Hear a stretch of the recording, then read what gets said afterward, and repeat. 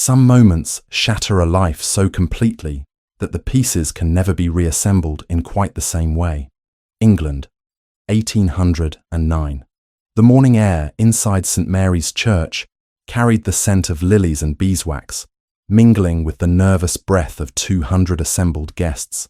Sunlight streamed through the tall Gothic windows, casting coloured patterns across the stone floor where Amelia Fairmont stood alone in the sacristy, 24 years old, and dressed in ivory silk that had taken her mother's seamstress 6 weeks to complete. The gown's delicate lace sleeves brushed against her wrists as she smoothed imaginary wrinkles from the skirt, her green-grey eyes fixed on the heavy oak door that separated her from the nave beyond. Through the thick wood, she could hear the murmur of conversation growing louder. Lady Margaret Fairmont, her mother, stood beside her with lips pressed into a thin line of controlled anxiety. "He will be here momentarily," she said, adjusting the pearl necklace at Amelia's throat with fingers that trembled despite her assured tone. "Mr. Wentworth is merely fashionably delayed. You know how gentlemen can be on such occasions." But 30 minutes had passed since the ceremony should have begun. Amelia's bouquet of white roses felt heavy in her hands, the stems wrapped in ribbon that matched the cream of her dress. She had chosen the flowers herself from the gardens at their London townhouse, cutting each bloom at dawn when the petals still held morning dew. Oliver had admired her love of gardening during their courtship, calling it charmingly domestic. She wondered now if he would notice the roses at all. "Perhaps I should check with the rector," Lady Margaret murmured, though she made no move toward the door. Instead, she fussed with Amelia's veil, repositioning the delicate fabric that cascaded down her daughter's back. "Your father is speaking with the guests, assuring them that everything is proceeding as planned." Amelia nodded, though unease had begun to coil in her stomach. Oliver Wentworth, with his handsome face and ready smile, had courted her with flattering attention for 8 months. He was the second son of an earl, well-dressed and charming, full of talk about future investments and plans for their life together. Her parents had been delighted by the match. The Viscount Fairmont's modest fortune would be secured through such an advantageous connection, and Amelia would gain the social position befitting a young woman of good breeding. She had believed herself fortunate. Oliver laughed easily and danced well. He complimented her intelligence when she discussed the botanical texts her grandmother had left her. He seemed everything a husband should be. On the previous evening, she had found her father alone in the study, a glass of brandy cooling at his elbow, and several folded letters spread across the desk. He had covered them the instant she stepped inside, forcing a smile that did not quite reach his eyes. "Nothing for you to trouble yourself over," he had said briskly. "Once tomorrow is done, many things will be set to rights." At the time, she had taken it as a reference to social expectations, not a glimpse of some lurking catastrophe. Through the sacristy door, the murmurs had shifted in tone. Where before there had been polite chatter and occasional laughter, now there were hushed whispers, the sharp intake of breath that signalled scandal unfolding. Lady Margaret's face paled. "Wait here," she commanded, and swept from the room with her skirts rustling against the stone floor. Amelia remained motionless, the bouquet growing slick in her damp palms. She counted her heartbeats, each one louder than the last. Outside the narrow window, a sparrow landed on the sill and tilted its head, regarding her with one bright eye before flying away. How simple it must be, she thought, to have wings. The door opened. Her mother entered with the rector, a portly man whose normally jovial expression had collapsed into sympathy. Behind them came Amelia's father, Viscount Harold Fairmont, his jaw clenched so tightly that the muscles stood out against his neck. In his hand, he clutched a folded piece of paper. "Amelia," her mother began, but seemed unable to continue. The rector cleared his throat. "Miss Fairmont, I am deeply grieved to inform you that Mr. Wentworth has sent word. He will not be attending the ceremony this morning." The words arrived like physical blows, each one striking against her ribs. Amelia stared at the paper in her father's hand, watching as he slowly extended it toward her. "He left this," her father said, his voice rough with suppressed fury. "A servant delivered it to the vestry entrance not 10 minutes ago." Her fingers moved without conscious thought, taking the letter and unfolding it. Oliver's handwriting sprawled across the page in confident loops, the same hand that had penned her love letters during their courtship. "Miss Fairmont," the letter began, dispensing with any pretense of warmth. "I find myself in a position where I must be forthright regarding circumstances that have recently come to my attention. I have determined that our union would not serve my interests as I had initially believed. I have made alternate arrangements that better suit my requirements. I trust you will understand that some matches are simply not destined to be fulfilled. I wish you well in your future endeavours. Your servant, Oliver Wentworth." The paper crumpled slightly in her grip. Not a word of apology, not even the courtesy of delivering this rejection in person. He had sent a servant, as though she were a tradesman being dismissed from employment. "What does it say?" her mother demanded, though Amelia suspected she already knew. News of this magnitude could not be contained. Already, the whispers beyond the door had risen to urgent conversations. Someone would have to inform the guests. Someone would have to send them away. The wedding breakfast at the Fairmont townhouse would go uneaten, the cake left uncut. "He has found someone else," Amelia heard herself say, her voice strangely distant. "Someone whose arrangements better suit his requirements." Her father made a sound between a growl and a curse. "The scoundrel," he muttered. "When I discover where he has gone, I shall demand satisfaction. This insult cannot stand." But even as he spoke, Amelia knew no satisfaction would come. Duels were illegal, and her father's influence extended only so far. Oliver Wentworth was the son of an earl. The scandal would cling to her, not to him. Society would whisper that she had somehow failed to secure him, that there must have been some deficiency in her person or character that drove him away. The other young women who had envied her impending marriage would now pity her, which was infinitely worse. "We must make an announcement," the rector said gently. "The guests cannot remain in uncertainty." Lady Margaret turned to him with desperate eyes. "Perhaps if we wait another hour, he might yet reconsider.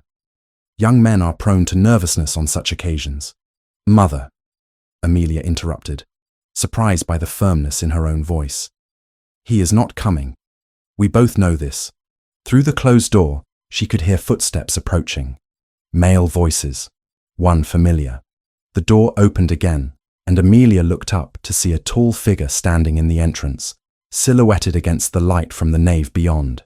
Julian Merrick, the Duke of Hawthorne, stepped into the sacristy with the quiet authority of a man accustomed to command. He was 31 years old, dark-haired and broad-shouldered, his blue eyes sharp beneath straight brows. Amelia had met him only twice before, both times at social gatherings where they had exchanged no more than polite greetings. He was connected to her family through a distant relation. His late mother had been cousin to Amelia's grandmother, but they moved in different circles. Dukes did not typically concern themselves with the daughters of modest viscounts.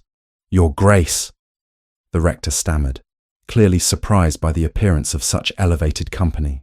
"We did not expect—" "I was invited to witness the ceremony," Julian said, his gaze moving from the rector to Amelia.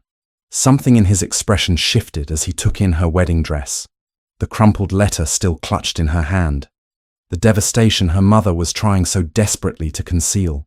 His jaw tightened almost imperceptibly. "I take it the ceremony will not proceed as planned. Mr. Wentworth has withdrawn," Viscount Fairmont said through gritted teeth. "Most irregularly." Julian's eyes flickered to the door through which he had entered, toward the nave where guests were beginning to realize the full scope of what had occurred. "The congregation is becoming restless," he observed. "Rumors are spreading. It would be advisable to make a formal announcement and dismiss the assembly before speculation becomes more damaging than it already is." He was right, of course. Every minute they delayed only worsened the scandal.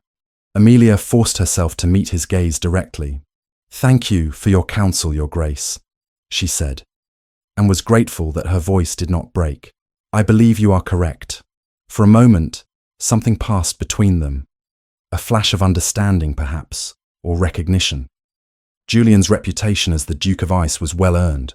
He attended social functions with rigid courtesy, but never danced more than duty required, never courted anyone, never showed the slightest interest in the matrimonial pursuits that consumed London society. Yet now, standing in this small sacristy while her world collapsed around her, Amelia saw something shift in his expression. His hands, which had been clasped behind his back, tightened briefly. His gaze moved past her to the window where the sparrow had perched, then returned to her face. "I will speak to the guests if you wish," he offered. "Your family need not endure that particular ordeal." Lady Margaret looked as though she might weep with gratitude, but Viscount Fairmont shook his head. "That is generous, Your Grace, but this is my responsibility. I will address them." Julian inclined his head in acknowledgement, then turned his attention once more to Amelia. "Miss Fairmont," he said quietly, "I am sorry for this circumstance. You deserve far better treatment than you have received today." As he walked away toward the nave, a single stubborn thought lodged itself in his mind. No one should have to endure such humiliation alone. He had seen men broken on battlefields, treated with more kindness than society would offer Miss Fairmont in the days to come. The injustice of it sat ill with him, a stone beneath the skin that refused to stop pressing. Before she could formulate a response, he stepped back and exited the sacristy, leaving her standing amid the ruins of her wedding day. Through the still open door, she watched him walk down the aisle toward the assembled guests, his posture straight and purposeful. Something about the set of his shoulders suggested barely contained anger, though his face remained composed. That night, while London society gossiped over their dinner tables about poor Miss Fairmont and her vanished bridegroom, Amelia sat alone in her bedroom and made a decision. She would not remain in this city to be pitied and whispered about. She would not wait for her parents to arrange some lesser match to salvage her reputation. There was a place she could go, far from the judging eyes and false sympathies. Willowmere Cottage, her grandmother's small estate in Derbyshire, left to Amelia in a separate bequest, but treated by her parents as little more than a forgotten corner of the family holdings. Remote, quiet, a refuge where she could disappear until the scandal faded, if it ever did. She began to pack before midnight, moving silently through her room and selecting only what she could carry. By dawn, she was gone, slipping out of the townhouse before the servants had risen, hiring a coach with the small sum of money her grandmother had left her in a separate bequest. The coachman asked no questions when she requested passage north, away from London, away from everything she had known. As the city disappeared behind her and the countryside opened ahead, Amelia allowed herself one last thought of Oliver Wentworth and his cruel letter. Then she folded that memory away like the wedding dress she would never wear again, and turned her face toward whatever future waited in the wild gardens of Willowmere. The journey north took 2 days of rattling carriage wheels and changing horses at posting inns where Amelia kept her head down and spoke to no one beyond what courtesy required. She arrived at Willowmere Cottage in the late afternoon of the second day, when the spring sun hung low over the Derbyshire hills and cast long shadows across the overgrown drive. The cottage itself sat at the end of a narrow lane, bordered by hedgerows gone wild, its stone walls covered in climbing ivy that had not been trimmed in years. Mr. and Mrs. Davies, the elderly couple who maintained the property, emerged from the front door as the carriage rolled to a stop.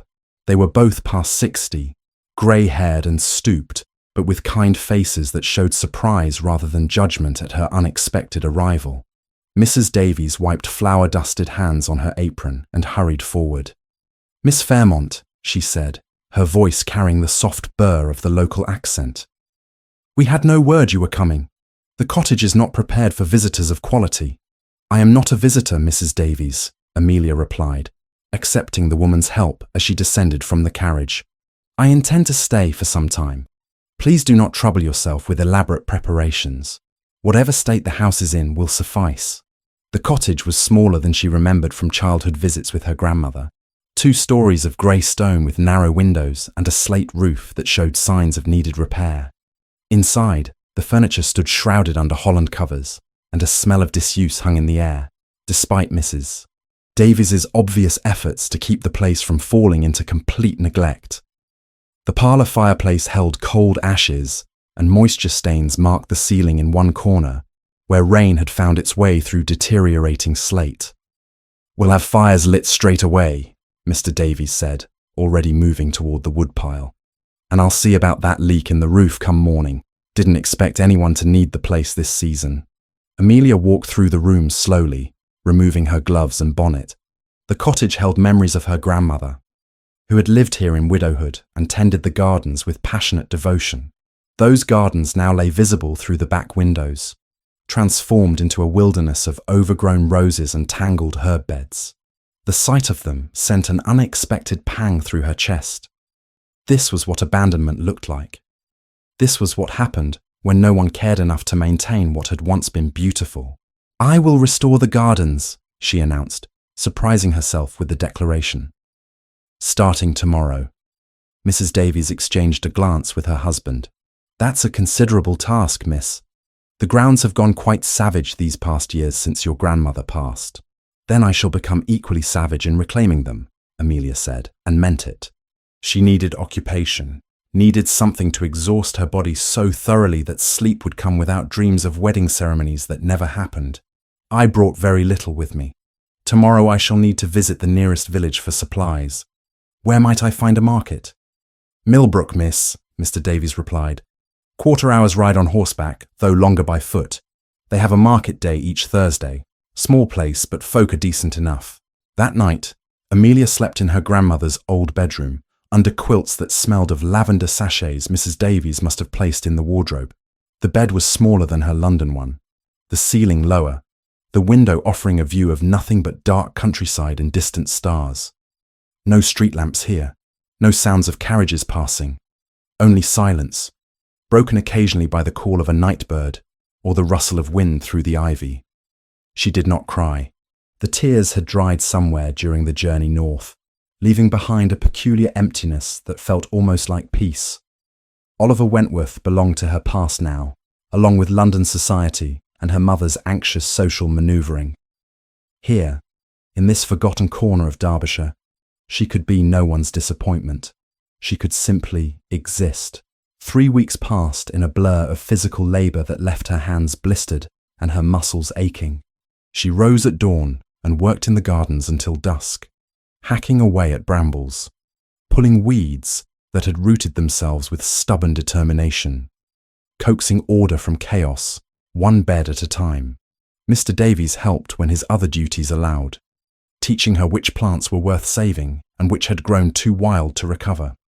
Mrs. Davies brought meals and worried aloud that Miss Fairmont was working herself into illness, but Amelia paid no heed. The work felt necessary, almost holy in its simplicity. Plant, water, weed, repeat. The letter from her parents arrived on a grey morning when rain threatened but had not yet fallen. Mrs. Davies brought it with breakfast, her expression suggesting she knew its contents would not please. Amelia broke the seal and read the cramped lines of her mother's handwriting. The letter was cold in tone, filled with reproaches about her sudden departure and demands that she return immediately to London. There were matters to discuss, her mother wrote, delicate situations requiring Amelia's presence. The scandal had not faded as quickly as hoped, and new arrangements needed to be made. She must accept the next suitable proposal that came her way, regardless of her personal feelings. Her duty to the family required it. The letter ended with a thinly veiled threat that if she did not return within the fortnight, they would come to fetch her themselves. Amelia set the letter aside and did not reply. Instead, she went out to the gardens and attacked a particularly stubborn patch of nettles with renewed vigour. The following Thursday, she rode one of the Davies' old horses into Millbrook for market day. The village was indeed small, consisting of a main street lined with shops, a church with a square stone tower, and a green where farmers had set up stalls selling vegetables and cloth. People stared at her with open curiosity. A stranger was rare enough here, but their faces held no malice, only interest. She was examining a basket of seed packets at one of the stalls when a woman approached. Middle-aged, dressed in widow's black, with a face that radiated kindness, she smiled at Amelia with genuine warmth. "You must be Miss Fairmont from Willowmere," the woman said. "Mrs. Davies mentioned you had arrived. I am Mrs. Beatrice Hartley. My late husband was the vicar here for 30 years. I live just beyond the green in the old rectory." "Mrs. Hartley," Amelia replied. grateful for the woman's straightforward manner. "A pleasure to meet you. I knew your grandmother well," Mrs. Hartley continued. "She was a formidable gardener. The roses at Willowmere were famous throughout the county. I hear you are attempting to restore them. Attempting is perhaps too generous a word. Battling might be more accurate." Mrs. Hartley laughed, a rich sound that drew smiles from nearby vendors. "Your grandmother would approve. She believed gardens required both love and stubbornness in equal measure. If you find yourself in need of advice, or simply conversation, my door is always open. It can be lonely in the countryside for those accustomed to London." The kindness in her voice nearly undid Amelia's carefully maintained composure. She managed a smile and a murmur of thanks before making her purchases and retreating to her horse. But the encounter stayed with her during the ride back to Willowmere. Mrs. Hartley had not asked prying questions or made reference to scandals. She had simply offered friendship, which was more valuable than gold. The second letter from her parents arrived a week later, more urgent in tone. Her mother wrote of financial difficulties that required immediate attention. They needed Amelia to understand the gravity of their situation. Her father had made investments that had not yielded expected returns. She must return to discuss their options. Amelia read this letter twice, unease growing in her stomach. Her father had always been private about money matters, but she had never suspected true financial trouble. Still, returning to London felt impossible. She folded the letter away and did not answer. The afternoon sun was slanting toward evening when Amelia heard the sound of approaching horses. She was in the garden, dirt under her fingernails and sweat dampening her dress despite the mild temperature. The sound was unexpected. No one visited Willowmere. She straightened slowly, wiping her hands on the apron she had borrowed from Mrs. Davies, and turned toward the front of the cottage. Two riders emerged around the corner of the house. One was a servant in dark livery, but the other made her breath catch in surprise. Julian Merrick, Duke of Hawthorne, sat his horse with the easy grace of a man born to the saddle. He was dressed for travel, his dark coat dusty from the road, his blue eyes sweeping across the cottage grounds before settling on her. For a moment, neither spoke. Amelia was acutely aware of her dishevelled appearance, the mud on her skirt, the fact that she stood before a duke looking like a common labourer. Julian dismounted with fluid efficiency and approached slowly, as though dealing with a startled deer. "Miss Fairmont," he said, his voice carrying the same measured tone she remembered from the church. "Forgive the intrusion. I came to ensure you were well." "Your Grace," she managed, though her mind raced with questions. What was he doing here? How had he known where to find her? "This is unexpected." "I imagine so." He glanced toward the gardens, taking in the evidence of her work. "Your parents were concerned about your sudden departure. They asked if I might verify your safety." The lie was transparent. Her parents would never presume to make requests of a duke. Whatever had brought Julian Merrick to Derbyshire, it was his own decision. Amelia felt her defences rise automatically. "As you can see, I am perfectly well. You may report to whomever you wish that I am in no need of rescue." Something that might have been amusement flickered in his expression. "I had not intended to rescue you, Miss Fairmont, merely to satisfy myself that you had not met with misfortune. And now that you have satisfied yourself?" "Now," he said quietly, "I find myself wondering whether you would permit me to stay in the area for a short while. I have a property nearby that requires my attention. Thornwick Lodge, a hunting property that has been neglected. It would be convenient to oversee its restoration." Amelia stared at him. The Duke of Hawthorne did not personally oversee minor properties. He had stewards and agents for such tasks. This was clearly a pretext, but for what purpose? "Your Grace, I do not require supervision or companionship. I came here precisely to be alone." "I understand," Julian replied, "and I have no intention of imposing on your solitude. I simply wished you to know that I will be nearby, should you have need of anything."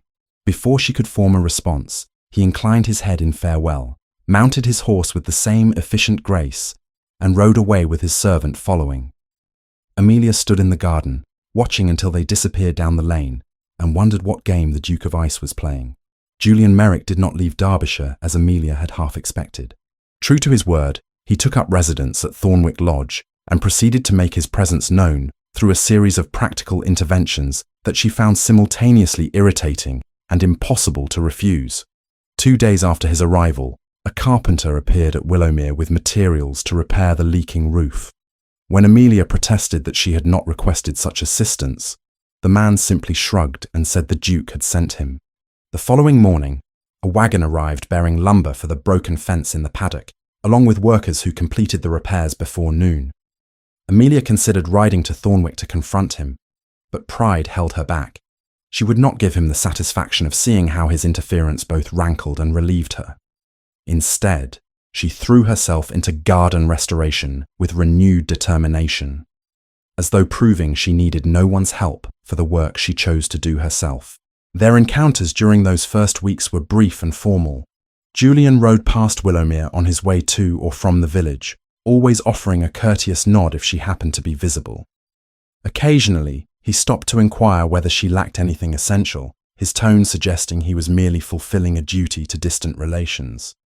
She answered with equal formality, and he never pressed beyond polite conversation. Yet something about the way his gaze lingered on the restored sections of garden suggested genuine interest rather than mere courtesy.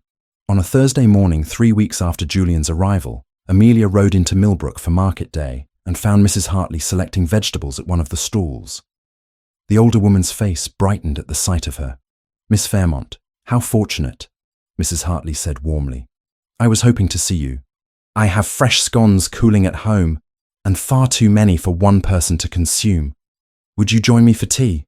The invitation was offered with such genuine kindness that Amelia found herself accepting.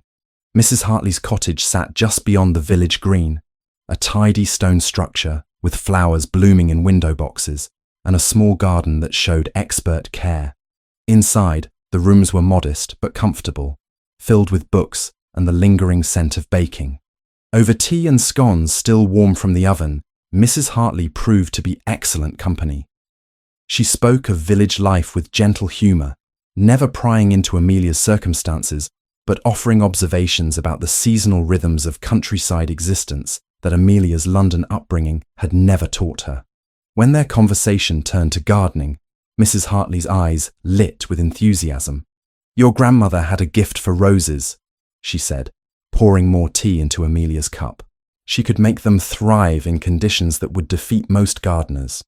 I remember one summer when drought killed every rose in the county except hers. People came from miles away to see how she had managed it. I wish I had learned more from her while I had the chance," Amelia admitted.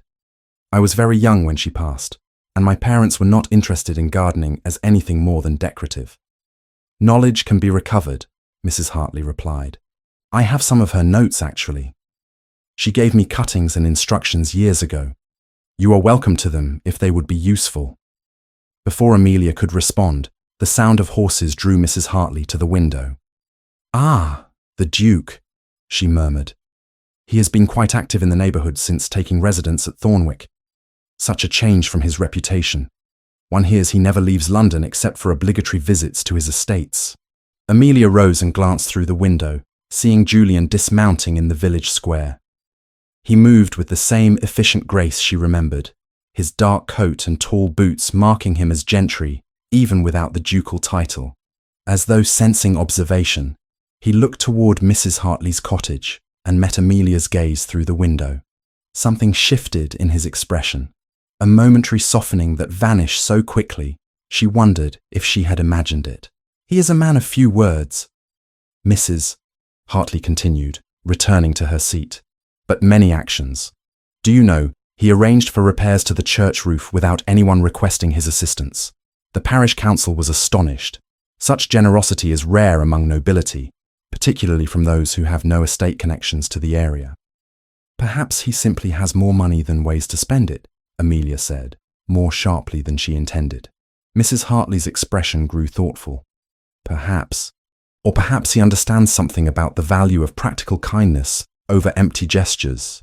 My late husband used to say that a man's character shows most clearly not in his words, but in what he does when no one is demanding it of him. The Duke remains here without any social advantage to himself. One must wonder why." Amelia had no answer to that, or rather, she had several answers that she was not willing to examine too closely. After taking her leave and collecting her marketing purchases, she rode back to Willowmere, troubled by thoughts she could not fully articulate. That evening, while working in the garden as twilight deepened around her, Amelia heard hoofbeats approaching. She looked up to find Julian riding toward the cottage, alone this time, without even a servant accompanying him. He dismounted and approached slowly, as though uncertain of his welcome. "Miss Fairmont," he said. "Forgive the interruption. I noticed your mare favouring her left foreleg when you returned from the village this afternoon. My man Thomas has experience with horse injuries. I thought perhaps he might examine her." Amelia glanced toward the small stable where Mr. Davies kept the horses. She had noticed nothing wrong, but then her knowledge of equine health was limited. "That is considerate of you, Your Grace, though I am certain Mr. Davies would have observed any serious problem." "Perhaps," Julian agreed. "But Thomas served as cavalry farrier during the war. He has skills beyond the ordinary. It would cost you nothing to allow him to look." There was something in the way he said it, a careful neutrality that suggested this was important to him for reasons beyond simple neighbourly concern. Amelia found herself nodding acceptance, and Julian gestured to someone waiting beyond the garden gate. A man in his mid-40s approached, lean and weather-beaten, with steady hands and observant eyes. "Thomas Yates, miss," the man said with a slight bow. "If you will show me to your stable." While Thomas examined the mare, Amelia and Julian stood in awkward silence amid the partially restored rose beds. The evening air carried the scent of early summer, rich soil and growing things. Julian's attention drifted across the gardens, taking in the evidence of her labour. "You have accomplished a great deal in a short time," he observed quietly. "These beds show signs of careful planning, not merely random clearing." "My grandmother taught me the basics before she died," Amelia replied. "I have been attempting to recall her methods. She would be proud of what you have achieved." The simple statement, delivered without flattery or artifice, touched something unexpected in Amelia's chest. She looked at him properly, for the first time since he had arrived, studying the strong lines of his face in the fading light. "Why are you here, Your Grace? And I do not mean at Willowmere this evening. Why did you truly come to Derbyshire?" Julian's jaw tightened slightly. For a long moment she thought he would deflect or offer another transparent excuse. Instead, he met her gaze directly. "I saw what happened to you at St. Mary's. I saw your dignity in circumstances where many would have collapsed. And I saw a man who did not deserve you abandon you as though you were worthless. The entire situation was unjust. When I learned you had fled London, I wanted to ensure you had not come to harm. And having assured yourself you remain." "Yes," he said simply. "I remain." "Why?" His expression shifted into something almost vulnerable. "Because London society functions on performance and pretense. Because every interaction there is calculated for advantage. Because in all my years navigating that world, I never met anyone who seemed as genuinely themselves as you did, even in moments of private devastation. Because I lost my brother to war while I was playing politics in drawing rooms, and I learned that real courage is not always loud or obvious. You showed more courage walking out of that church with your head high than most men show on battlefields." The words hung between them, raw and honest. Amelia felt something shift inside her, a crack in the protective walls she had built. "Your brother," she said softly. "Mrs. Hartley mentioned you served together." "Thomas served with my brother," Julian corrected. "Edward was 8 years younger than I. He joined the cavalry against my advice and died at Talavera last year.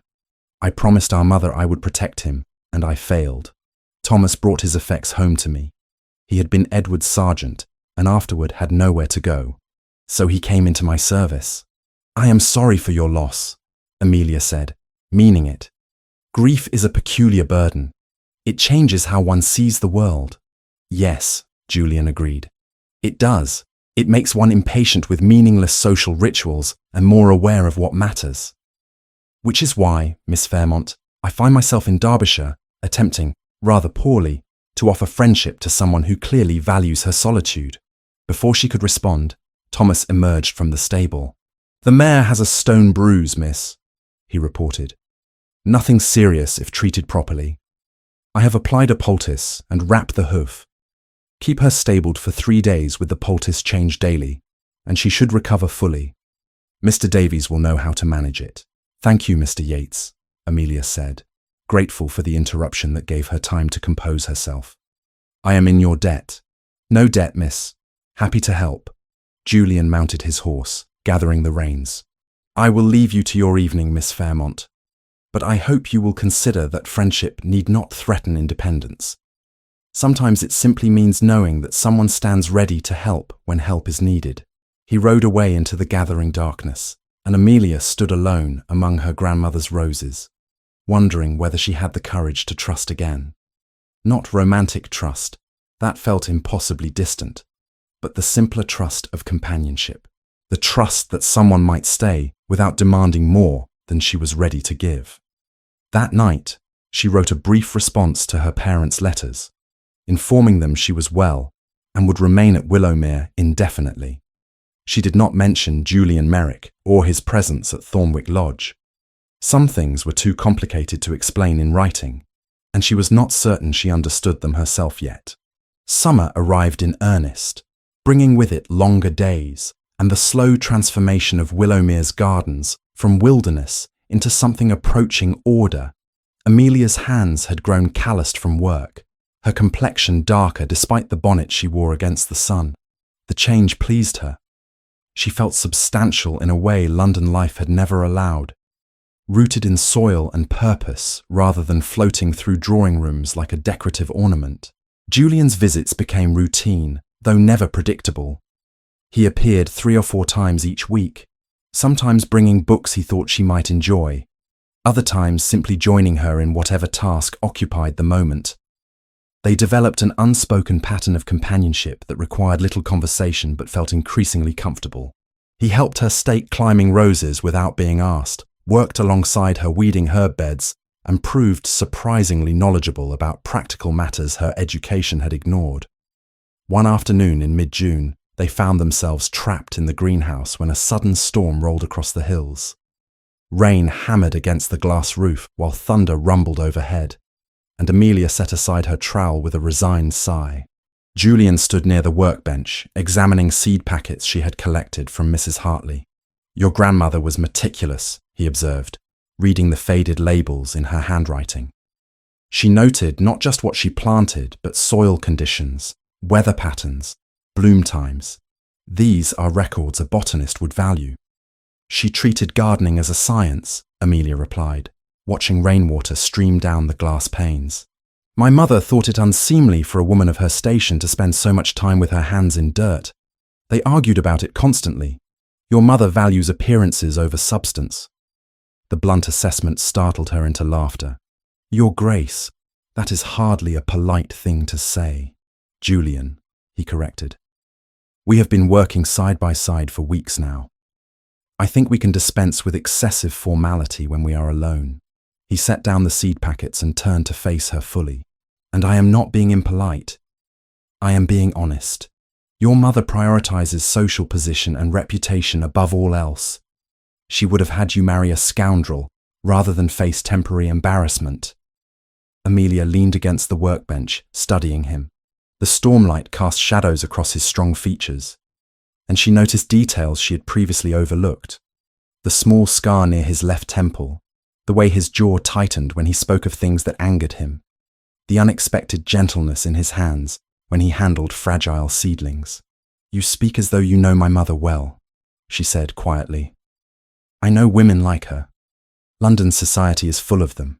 They sacrifice genuine happiness for the illusion of success, then wonder why their lives feel hollow.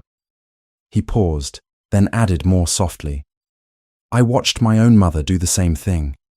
She pushed Edward toward military glory because it sounded impressive at dinner parties, never considering whether it suited his temperament. He died trying to live up to expectations that meant nothing beyond social approval. Is that why you never courted anyone? Because you despise what London society values? Julian moved closer, close enough that she could see the darker flecks in his blue eyes. I never courted anyone because I never met anyone worth courting. Until I stood in that church and watched you face public humiliation with more dignity than most generals show on battlefields. until I saw you choose exile over compromise, until I came here and found you rebuilding something beautiful from ruins, asking for no one's approval or assistance. The air between them felt charged with more than the electricity of the storm. Amelia's heart beat faster, and she realized with sudden clarity that somewhere during these weeks of shared work and quiet conversations, something fundamental had shifted. This was not the superficial attraction she had felt for Oliver Wentworth, based on charm and flattery. This was something deeper, built on respect and genuine understanding. "I am not brave," she said, needing him to understand. "I ran away because I was too frightened to stay and face the consequences of Oliver's betrayal. You chose self-preservation over social martyrdom. That is wisdom, not cowardice." His hand moved to her arm, a gentle touch that sent warmth through her despite the storm's chill. "Amelia, I am not skilled with pretty words. I cannot court you with poetry or grand gestures, but I can offer you honesty. You have become important to me in ways I did not anticipate. Your strength, your dedication to restoring these gardens, the way you refuse to let cruelty diminish who you are, all of it matters to me." She wanted to believe him. God, how she wanted to trust that this was real and not another illusion that would shatter. But fear held her tongue. Fear of being foolish again, fear of revealing how much she had begun to depend on his presence. The storm eased gradually, rain gentling to drizzle. Julian stepped back, giving her space she had not asked for, but perhaps needed. "I should return to Thornwick," he said. "Thomas will worry if I'm caught out too long in weather." After he left, Amelia remained in the greenhouse, pressing her palm against the place on her arm where his hand had rested. She could still feel the warmth of it, the careful restraint in his touch. He had offered her honesty, which was more than Oliver had ever given. But honesty also meant acknowledging her own feelings, and those terrified her more than any scandal. That evening, Mrs. Hartley arrived unexpectedly with a basket of fresh bread and preserves. Amelia invited her in for tea, grateful for the distraction from her tumultuous thoughts. The older woman settled into the parlour with comfortable familiarity, accepting her cup with a smile. "You have been seeing much of the Duke," Mrs. Hartley observed, her tone carefully neutral. "The village is quite interested in his continued presence here." "We are friends," Amelia replied, perhaps too quickly. "Nothing more."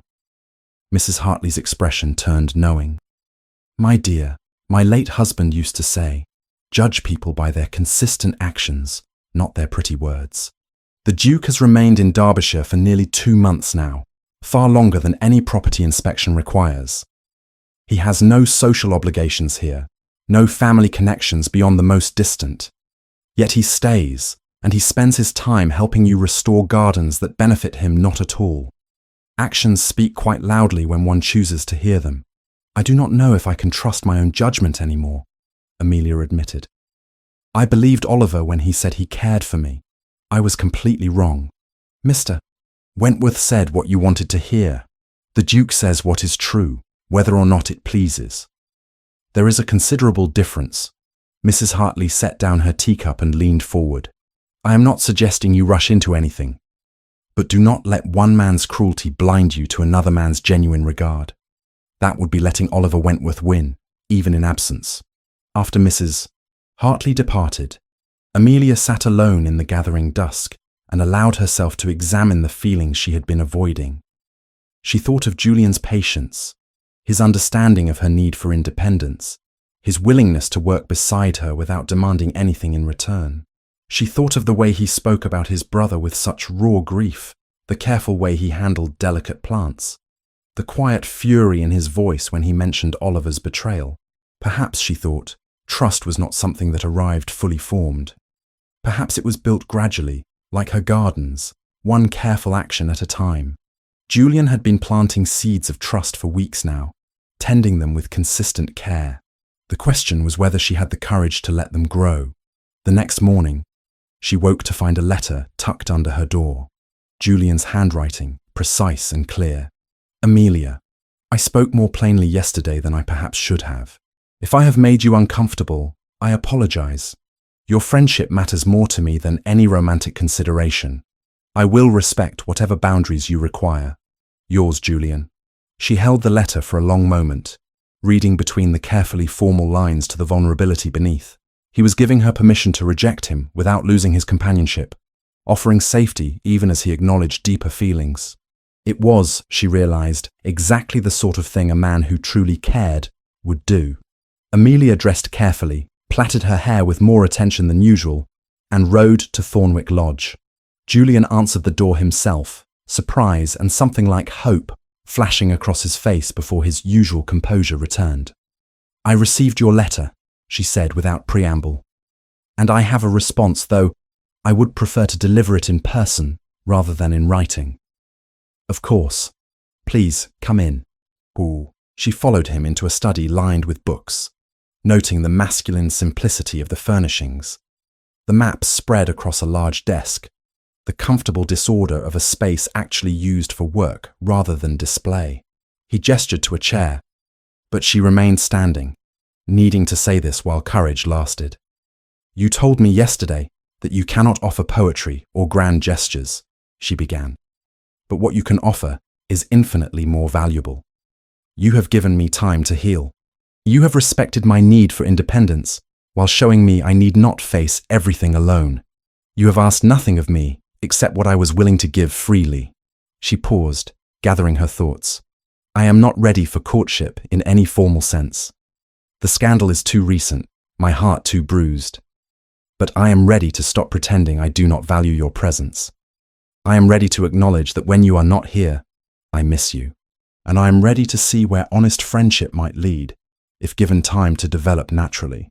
Julian's expression transformed, warmth replacing his usual guarded restraint. "Time is something I can offer in abundance," he said quietly. "I am in no hurry, Amelia.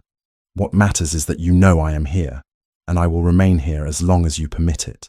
The weeks following Amelia's visit to Thornwick passed in a haze of sunlit afternoons and quiet contentment.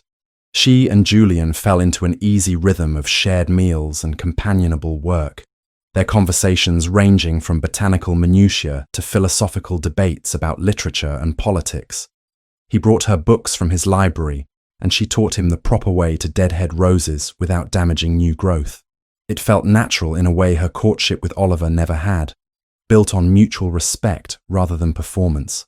Then, on a humid afternoon in late July, everything changed. Amelia was arranging cut flowers in the parlour when Mrs. Davies appeared at the door, her expression troubled. "Miss Fairmont, there is a gentleman caller. He says he is an old acquaintance and requests a moment of your time." Amelia's hands stilled on the roses. She had few acquaintances who knew of Willowmere's location. "Did he give a name?" "Mr. Oliver Wentworth, miss." The vase nearly slipped from her grip. For a moment, she could not breathe, could not think beyond the rushing sound in her ears. Oliver, here. After months of silence, he had somehow found her refuge and invaded it with his presence.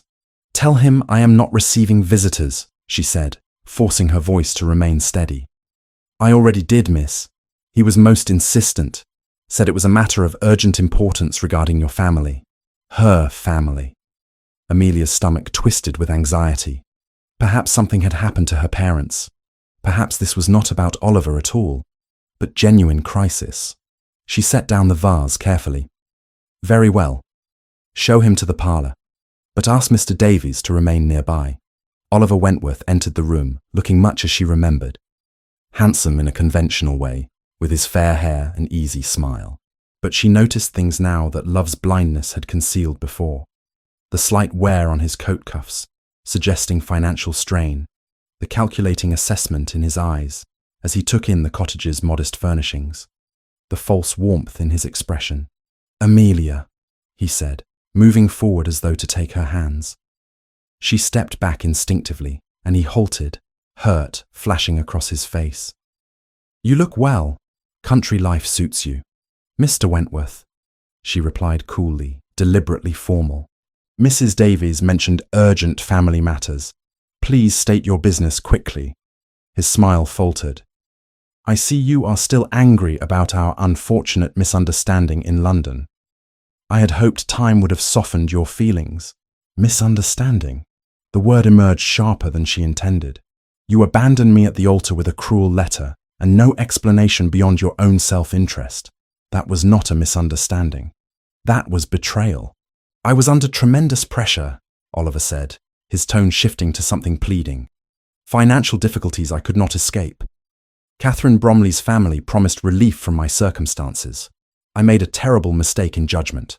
And now? Amelia kept her voice level despite the anger rising in her chest. Have you come to apologize? To explain? What purpose could your presence here possibly serve? Oliver moved closer, and she caught the scent of desperation beneath his cologne. The arrangement with the Bromleys fell apart. They discovered the extent of my debts and withdrew their support before the marriage could take place.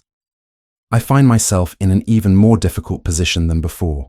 He paused, then added with manufactured sincerity, but through it all, I realized what I had lost. You, Amelia.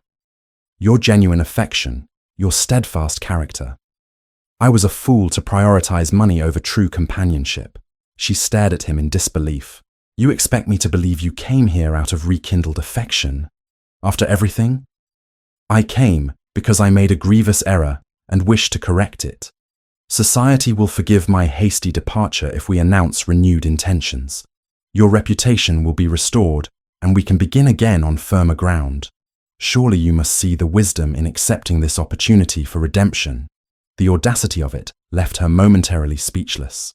He stood before her, suggesting reconciliation, as though he were offering charity rather than begging for rescue from his own failures. Before she could formulate a response, the parlor door opened. Julian stood in the doorway, and Amelia had never been more grateful to see anyone in her life. He took in the scene with one swift glance. Oliver's supplicating posture, her rigid stance, the tension crackling between them. His expression hardened into something cold and dangerous. Miss Fairmont, Julian said, his voice carrying the weight of ducal authority. I heard you had an unexpected visitor. I thought it prudent to ensure you were not distressed. Oliver's face paled as he recognized the Duke. Your Grace, I did not realize you were in residence nearby. This is a private conversation. Nothing about your presence here is private, Wentworth, Julian interrupted, moving into the room with predatory grace. You abandoned Miss Fairmont in the most public and humiliating manner possible. Your return now, uninvited and unwanted, constitutes harassment. I am merely attempting to repair damage caused by unfortunate circumstances, Oliver protested, though his voice had lost its confident edge. Surely your Grace understands that mistakes can be forgiven, arrangements reconsidered. I understand that you treated a woman of integrity and worth as though she were disposable, Julian said, his tone cutting. I understand that you now find yourself in desperate straits and view Miss Fairmont as a convenient solution to problems of your own creation. What I do not understand is how you possess the arrogance to imagine she would ever consider accepting your suit after such betrayal. Amelia felt something shift inside her, a final severing of whatever small doubt had remained. She looked at Oliver properly for the first time since he entered, seeing him with clear eyes unclouded by affection or nostalgia. He was exactly what Julian said.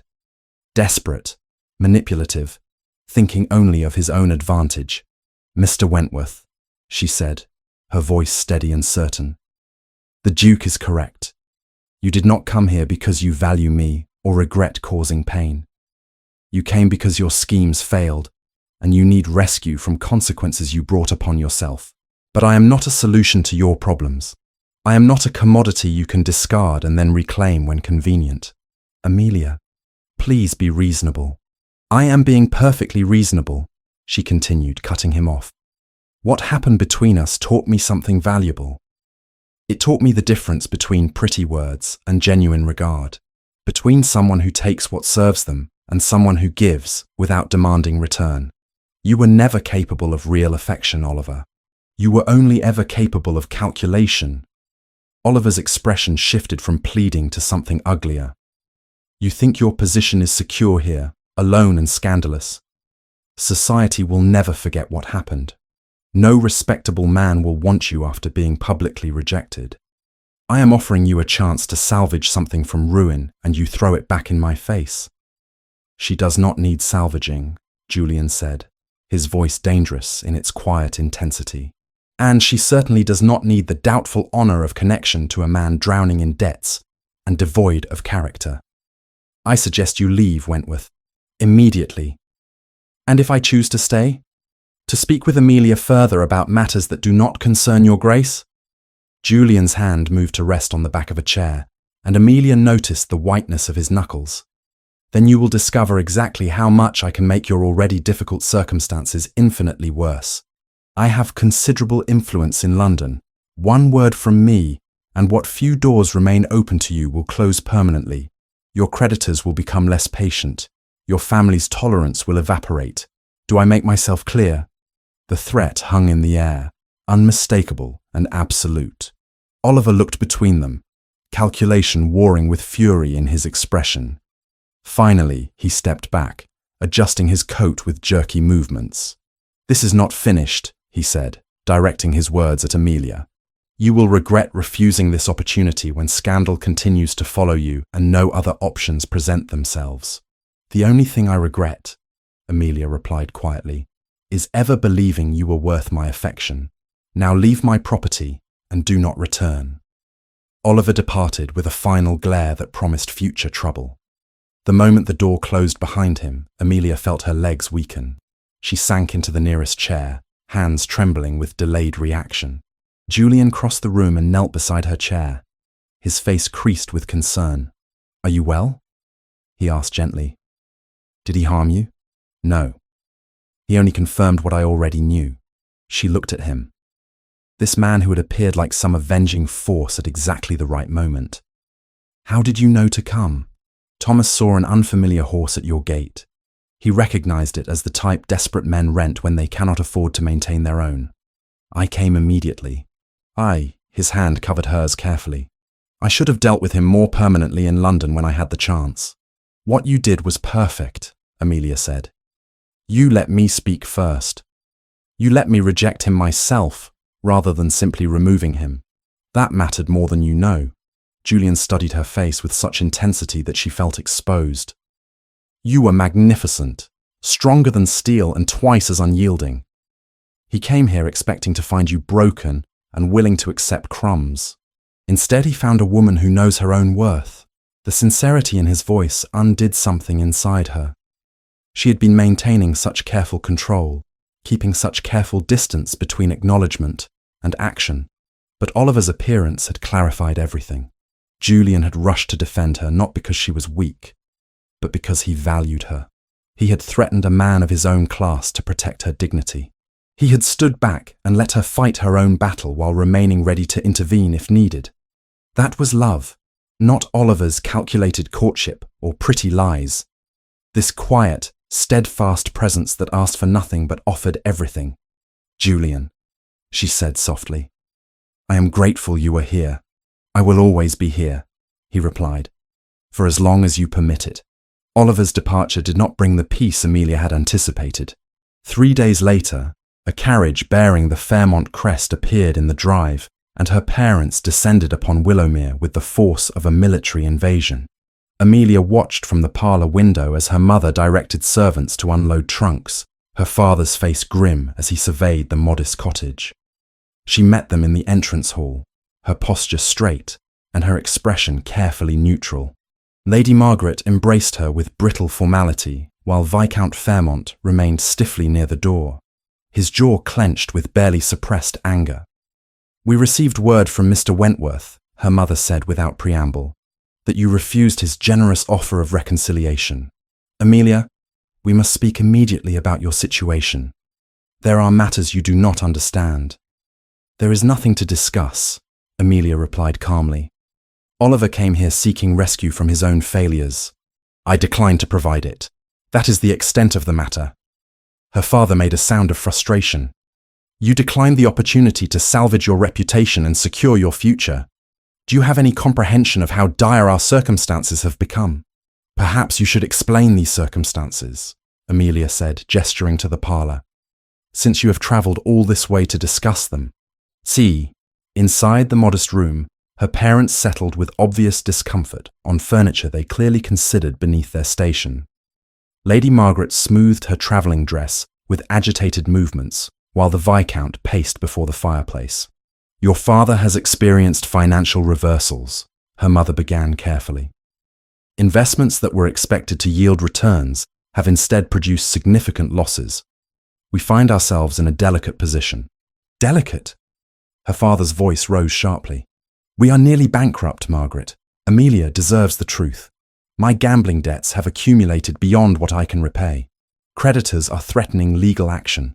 We face potential debtor's prison unless immediate arrangements can be made. The words struck Amelia like physical blows. She had suspected financial difficulty from their letters, but not catastrophe of this magnitude. The dowry you promised Oliver, she said slowly, understanding dawning. It never existed, did it? Her father's silence confirmed her suspicion. Lady Margaret twisted her hands together. We believed the investments would resolve themselves before the marriage, that Mr. Wentworth would not inquire too closely until after the ceremony, by which time familial obligation would prevent him from withdrawing. We never anticipated he would discover the truth beforehand. So Oliver abandoned me, not simply for Catherine Bromley's fortune, Amelia said, her voice hollow, but because he learned I had no dowry at all. And you knew. You let me believe I was marrying for affection when I was actually being sold to settle your debts.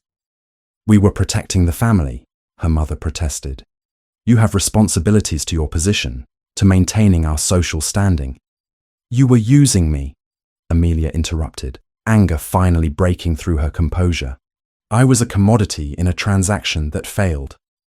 And now you come here demanding I accept Oliver's suit because you need me to solve problems you created through your own choices. Her father stopped pacing and turned to face her directly. We need you to make a practical decision. Oliver is willing to overlook the dowry situation if you agree to marry him. His debts and ours can be managed through strategic consolidation. It is the only solution that salvages anything from this disaster. The only solution for you, Amelia said. Not for me. I will not marry a man who betrayed me publicly to rescue parents who lied to me privately. Lady Margaret's expression hardened. Then what do you propose? That we allow our family name to be dragged through scandal while you hide in the countryside playing at gardening? You have obligations, Amelia. You cannot simply abandon them because your feelings were hurt. My feelings were not hurt, Amelia replied, her voice cold. My trust was destroyed. There is a considerable difference.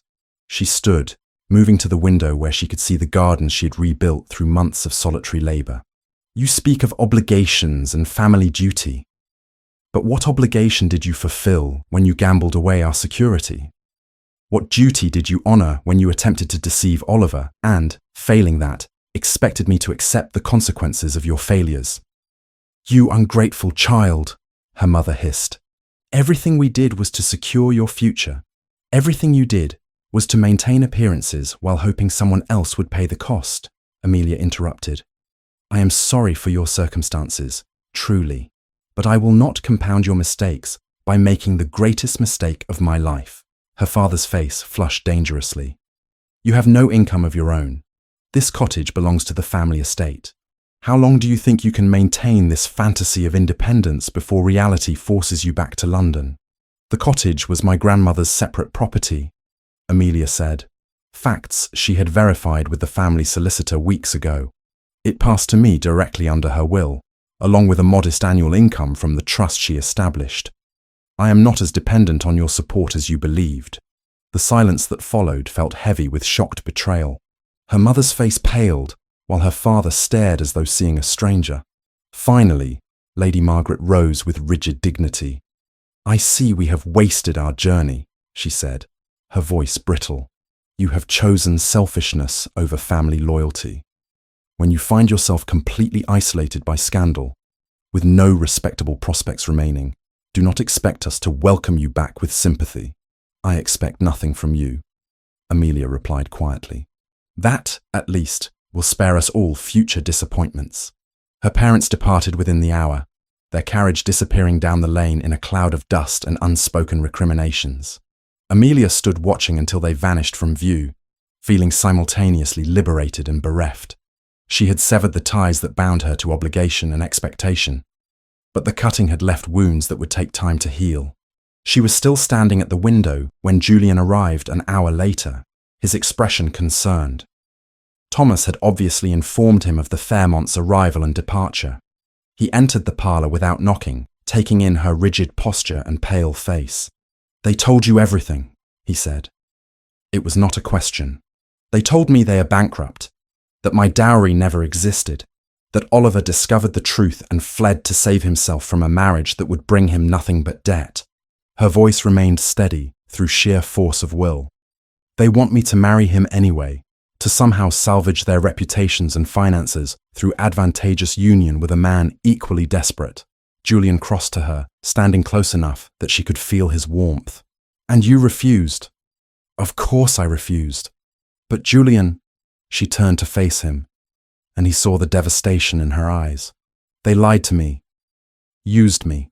They cared nothing for my happiness, only for what I could provide them. I feel like I've been walking through my life blind, seeing only what I wanted to see rather than what actually existed." "You saw what loving parents should be," he said gently. "You are not at fault for having reasonable expectations of the people who should have protected you." "I am a fool." "You are human." His hands came up to frame her face, thumbs brushing away tears she had not realized were falling. "Amelia, listen to me. Your parents' failures are not yours to carry. Their choices do not diminish your worth. You are intelligent, strong, capable of extraordinary resilience. You rebuilt these gardens from wilderness. You can rebuild your life with equal success." "Can I?" The question emerged as a whisper. "Everyone I trusted has betrayed me. Oliver, my parents. How do I know who to believe anymore?" "You asked me once why I came to Derbyshire," Julian said, his blue eyes intense in the afternoon light. "You asked why I remained. I told you it was because I saw your courage at St. Mary's. That was true, but incomplete.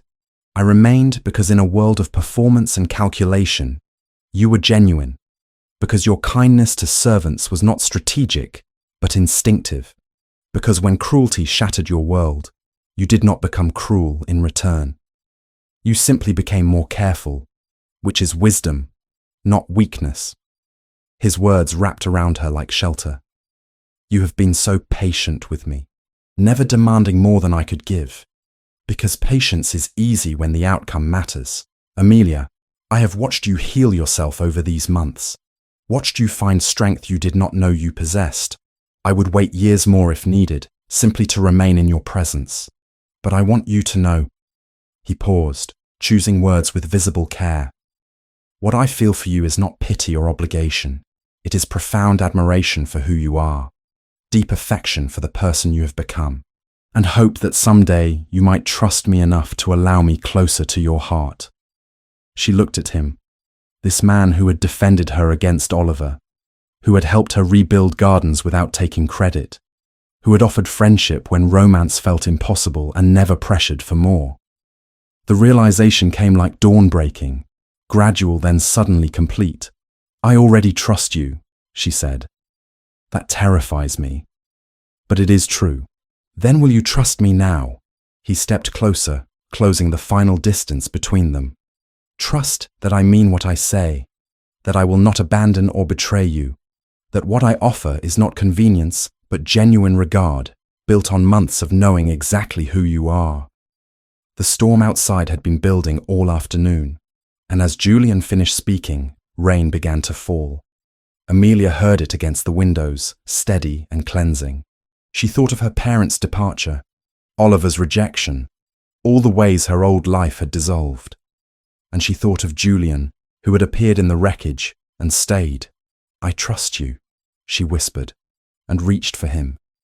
His arms came around her carefully, as though she were something precious and fragile. But Amelia did not feel fragile. She felt grounded and certain in ways she had never experienced with Oliver's charming lies or her parents' conditional love. This was real. This steady heartbeat beneath her cheek, these strong arms holding her through grief, this quiet certainty that she was valued for herself alone. "Stay," she said against his chest. "Please stay. Always," he promised, and meant it. The weeks that followed were a careful dance between healing and hope. Julian did not press for formal courtship, despite what had passed between them during the storm. Instead, he became a constant presence at Willowmere, their friendship deepening into something more profound, yet still undefined. They rode together across the Derbyshire hills, worked side by side in the gardens, shared meals where conversation ranged from philosophical debates to comfortable silence. Mrs. Hartley watched their progression with knowing approval, while Thomas Yates maintained respectful discretion about his employer's frequent absences from Thornwick Lodge. It was Mrs. Hartley who suggested, one afternoon over tea, that perhaps it was time for Amelia to consider returning to society. Not London immediately, but gradual reintroduction through local connections that might smooth her eventual re-entry to wider circles. "Your Grace has been exceedingly patient," Mrs. Hartley observed, directing her comment to Julian with gentle frankness. "But sooner or later, Miss Fairmont's situation must be formally resolved. The countryside provides excellent refuge, but it cannot remain permanent exile unless that is genuinely what she wishes." Amelia set down her teacup carefully. "What I wish is irrelevant if society has decided I am ruined beyond redemption." "Society decides nothing permanently," Julian replied. "Power and influence shape perception. If I formally announce my intention to court you, present you as my intended Duchess, society will realign its judgments accordingly. No one questions a duke's choice of bride without considerable risk to themselves." The casual mention of Duchess made Amelia's breath catch. They had avoided discussing marriage explicitly, though it hung unspoken between every shared glance and lingering touch. "You would face criticism," she said quietly. "Whispers about why you chose someone touched by scandal." "Let them whisper," Julian said with the dismissive arrogance that sometimes surfaced when his ducal authority was challenged. "I have wealth, title, and influence they cannot match. More importantly, I choose you not despite your circumstances, but because of who you are. Anyone who cannot understand that distinction is unworthy of consideration." Mrs. Hartley smiled into her tea. "Well spoken, Your Grace. Miss Fairmont, you must decide what future you want: permanent countryside retirement or eventual return to broader society. Both are valid choices, but they require different strategies." That evening, Amelia walked alone through the gardens now fully restored, considering Mrs. Hartley's words. The roses her grandmother had planted decades ago bloomed magnificently, proof that careful tending could resurrect what seemed lost. She had rebuilt these gardens. Perhaps she could rebuild her life as well, not as the frightened girl who fled London, but as the woman she had become through solitude and Julian's steady companionship. For months, she had defined courage as the act of leaving, walking away from the altar, from London, from the expectations that had nearly broken her. Now, as she traced familiar paths between beds she had coaxed back to life, she began to suspect there was another kind of bravery: to walk back into the very rooms that had once witnessed her humiliation, not as a supplicant seeking pardon, but as a woman who knew her own worth. The decision, once made, felt surprisingly simple. She would return to society, but on her own terms, with Julian beside her as partner rather than rescuer. She would face the whispers with the same dignity she had shown at the altar, proving that scandal could wound, but not destroy. When she informed Julian of her decision the following morning, his expression transformed with relief and something deeper, pride mixed with profound affection. "We should do this properly," he said. "Return to London together. Announce our engagement formally. Give society no room to doubt my intentions or your value." "There will be complications," Amelia warned. "Oliver may attempt further interference. My parents will likely cause difficulties. Your family. Do you even have family who might object? An uncle who serves as trustee to the estate. Several distant cousins I rarely see. None whose opinions matter more than yours." Julian took her hands, his touch warm and steady. "Amelia, I am not asking you to face London for my sake or society's. I am asking whether you are ready to stop hiding from a world that wronged you and claim the life you deserve."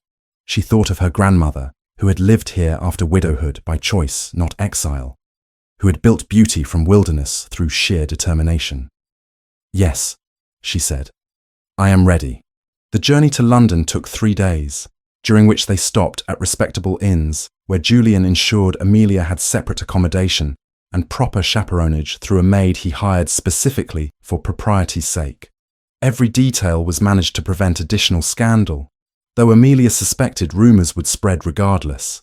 A duke travelling with an unmarried woman, even with every courtesy observed, would generate speculation. They arrived in London on a grey October afternoon, the city vastly different from the spring morning when Amelia had fled.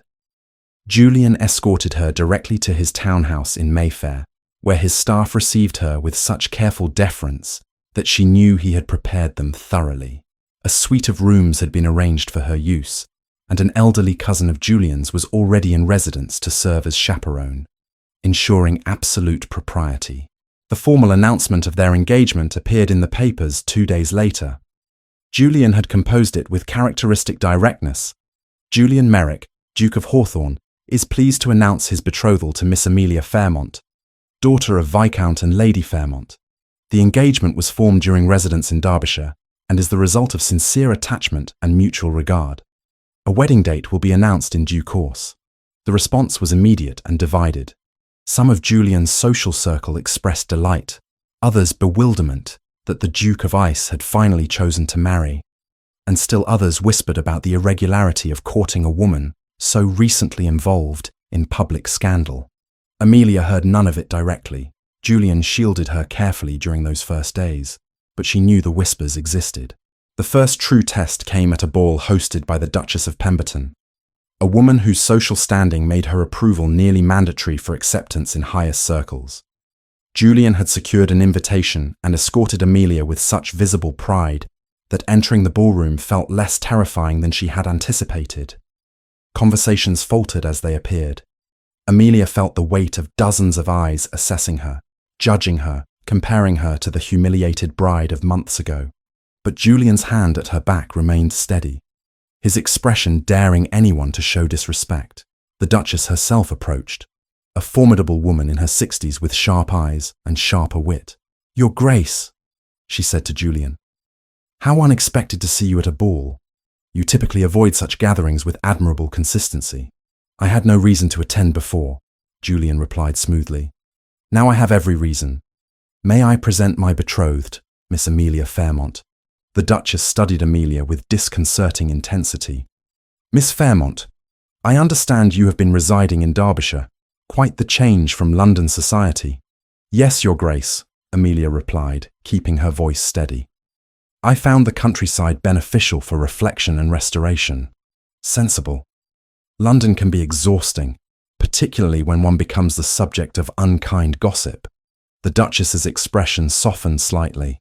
"My late husband once told me that true character shows not in avoiding scandal, but in how one recovers from it. You appear to have recovered admirably, and His Grace's regard speaks volumes about your worth. He is not a man easily impressed." The words, delivered with such authority, rippled through the nearby guests. Amelia felt the atmosphere shift, whispers changing tone from judgment to speculation. The Duchess of Pemberton's approval carried immense weight. If she accepted Amelia, others would follow or risk social disadvantage. The evening progressed with cautious success. Some guests remained coolly formal, but others approached with genuine warmth once the Duchess's blessing became clear. Julian remained at Amelia's side throughout, a solid presence that announced she was under his protection, and any insult to her would be considered an insult to him. Then, across the crowded ballroom, Amelia saw Oliver Wentworth. He stood near the refreshment tables, dressed in evening clothes that looked slightly shabby compared to the surrounding elegance. His face was thinner than she remembered, his expression carrying desperation he could no longer fully conceal. When their eyes met, something ugly flickered across his features. Julian noticed immediately, his body tensing beside her. "Do you wish to leave?" he asked quietly.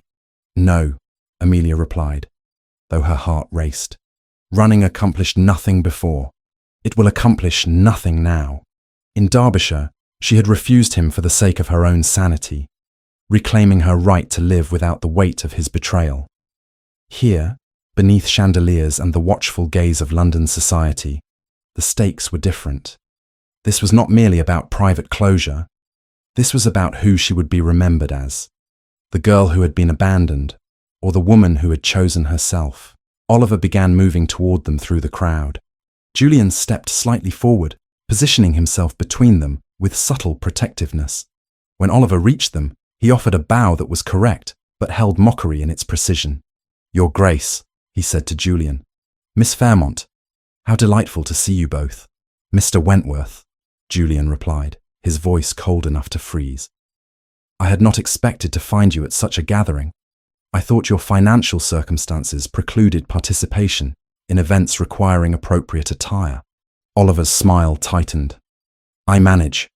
Though some of us do not have the advantage of ducal resources to smooth our paths through difficulty, some of us do not create our difficulties through cowardice and dishonesty," Julian countered.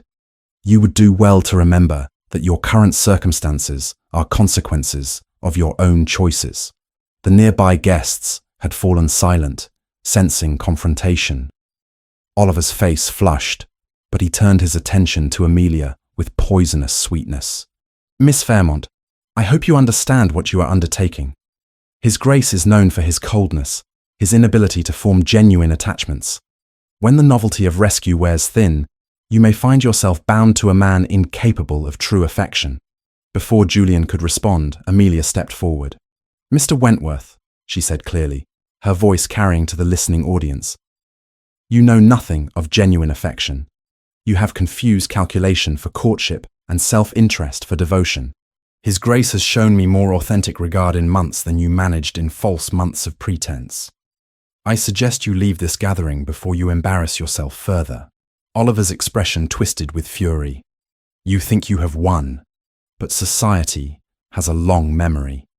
They will never forget that you were left at the altar, that you fled like a coward, and they will remember that I confronted a man of your character with more grace than you deserve." Amelia interrupted. "Now leave.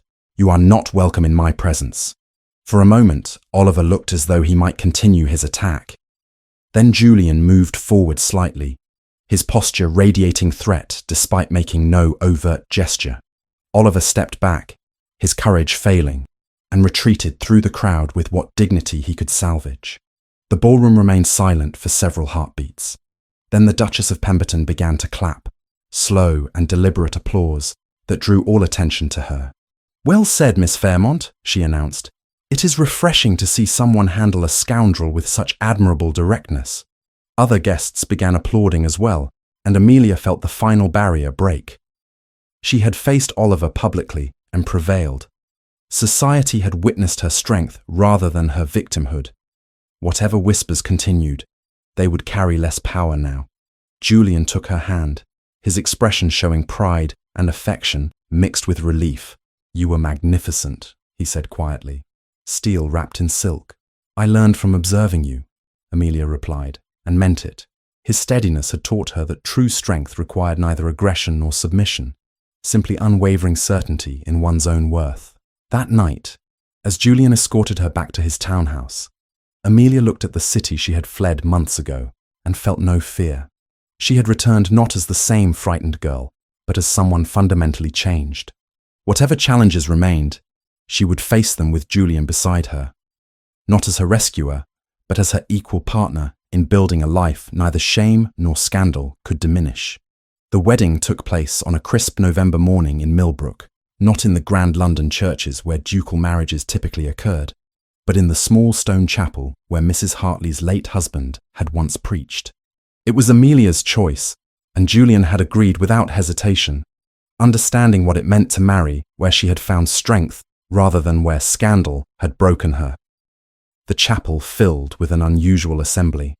Mrs. Hartley sat in the front pew, dabbing her eyes with a handkerchief. Thomas Yates stood beside Julian, his weathered face showing pride in his employer's happiness. Mr. and Mrs.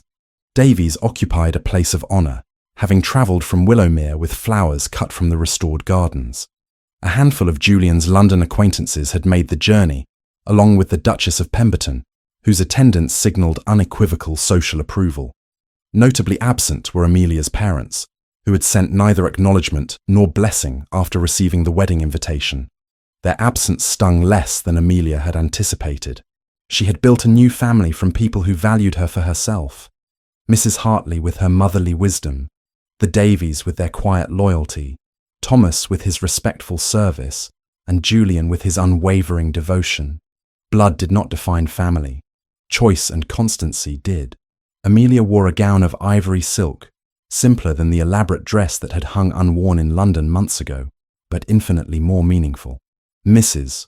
Hartley had helped her select it, and the older woman's practical eye had ensured elegance without ostentation. Her only jewellery was her grandmother's pearl necklace, a connection to the woman whose legacy had provided refuge and independence.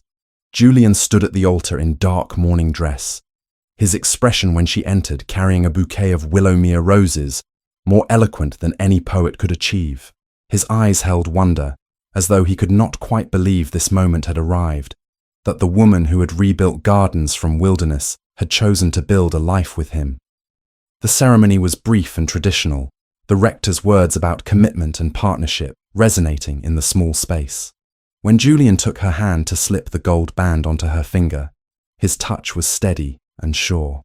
"I promise you honesty," he said quietly, adding his own words to the formal vows.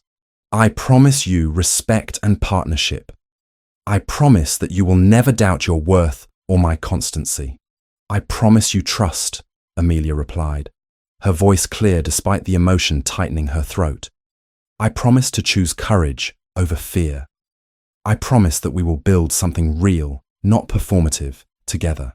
The kiss that sealed their marriage was gentle, but carried depth, a promise of intimacy yet to be fully explored, of partnership already firmly established. When they turned to face their small gathering, the applause felt genuine in ways London society events never had. The wedding breakfast took place at Willowmere Cottage, which Mrs. Hartley had helped transform into a space worthy of celebration. Simple foods beautifully prepared, local wines, conversation that flowed naturally rather than following rigid social protocols. The Duchess of Pemberton surprised everyone by removing her gloves and helping to serve cake, declaring that authenticity was vastly underrated in modern society. As afternoon deepened toward evening and guests began departing, Julian and Amelia walked together through the gardens that had brought them together. The late autumn air carried a chill, but the roses still bloomed, hardy varieties that survived frost. Julian's arms circled her waist, a comfortable intimacy that would have been scandalous months ago, but now felt perfectly natural. "No regrets?" he asked quietly. "About the small ceremony, about marrying in the countryside rather than making a grand London spectacle?" "None," Amelia replied with certainty. "This was perfect because it was real. Every person present chose to be here, to witness our commitment. That matters more than filling a cathedral with people attending out of obligation or curiosity." They reached the greenhouse where they had sheltered from the summer storm, where Julian had first spoken plainly about his feelings. The glass panels reflected the setting sun, turning ordinary structure into something golden and transformative. Amelia remembered standing here months ago, frightened and uncertain, unable to imagine trusting anyone again. "Do you remember?" Julian said, as though reading her thoughts. "When I told you I could not offer poetry or grand gestures?" "I remember. You offered honesty instead, which proved infinitely more valuable." He turned to face her fully, his hands framing her face with careful tenderness. "I want to amend that statement. I may not write sonnets, but I can promise you this. Every day of our marriage, I will choose you, not from duty or social expectation, but because you are the most remarkable person I have ever known. You transformed ruin into beauty, both in these gardens and in your own life. You faced cruelty with dignity and betrayal with strength. You taught me that real courage is not the absence of fear, but the willingness to risk trust despite past wounds." Tears blurred Amelia's vision. "You gave me time to heal without demanding I hurry the process. You showed me that genuine regard does not require performance or perfection. Julian, I was so broken when you found me. I thought Oliver had destroyed my ability to believe in anything good. He broke your illusions." Julian corrected gently. "But illusions are meant to be broken. What he could not touch was your essential self. your intelligence, your resilience, your capacity for growth and renewal. Those were always yours, Amelia. I simply reminded you they existed. She reached up to trace the small scar near his temple, a detail she had noticed during their first summer together. We have both carried grief. Your brother, my betrayal. Perhaps that is what allowed us to understand each other. Perhaps, he agreed. Or perhaps some connections transcend explanation. I saw you standing in that church, abandoned and humiliated, and something in my chest shifted. I did not know then what it meant, but I knew I could not simply walk away and forget you existed. Night was falling properly now, the garden surrendering to darkness, broken only by lamplight from the cottage windows. Inside, Mrs. Hartley and Thomas would be supervising final cleanup, ensuring everything was properly managed so the newly married couple could have privacy. Tomorrow they would travel to one of Julian's estates for a brief wedding journey before returning to divide their time between London obligations and Derbyshire refuge. But tonight belonged to beginnings, to the tentative exploration of marriage not built on illusion or social advantage, but on genuine partnership forged through months of careful trust building. Come inside, Amelia said softly. We have a lifetime of gardens ahead of us, but tonight I simply want to be with you, without audience or expectation. Julian smiled, that rare, unguarded expression that transformed his usually severe features into something warm and open. That sounds perfect. No performance, no pretense, just us. They walked back to the cottage hand in hand, leaving the gardens to their autumn dormancy. Behind them, the roses that had witnessed their courtship would sleep through winter, gathering strength for spring's renewal. Like those roses, Amelia and Julian had weathered storms and emerged stronger, their roots deep enough now to sustain them through whatever seasons lay ahead. Inside Willowmere's warm embrace, Amelia realized this was what her grandmother had known, that true happiness was not found in grand London ballrooms or elaborate social performances, but in moments of genuine connection, in gardens tended with patience, in partnerships built on honesty, in the quiet courage required to choose love again after betrayal had taught fear. She had fled to this place, broken and seeking refuge. She left it whole, not because someone had rescued her, but because she had learned to rescue herself. And in doing so, she had found someone willing to walk beside her as an equal, building beauty from ruins together.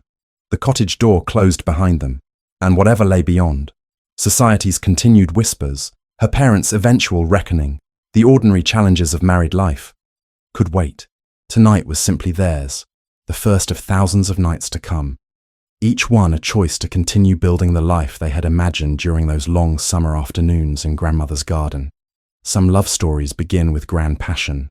Theirs had begun with quiet persistence, with garden soil under fingernails, and honest conversations that acknowledged pain without being consumed by it. It was not the story Amelia had imagined when she stood at St.